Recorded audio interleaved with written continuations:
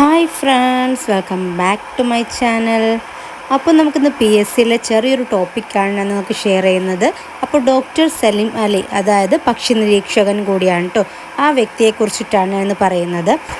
ലോക പ്രസിദ്ധനായ ഒരു പക്ഷി നിരീക്ഷകനായിരുന്നു നമ്മുടെ സലീം അലി എന്ന വ്യക്തി. അപ്പോൾ നവംബർ 12 ദേശീയ പക്ഷി നിരീക്ഷണ ദിനമായി ആചരിക്കുന്നത്. അന്ന് അദ്ദേഹത്തിൻ്റെ ജന്മദിനം കൂടിയാണ്.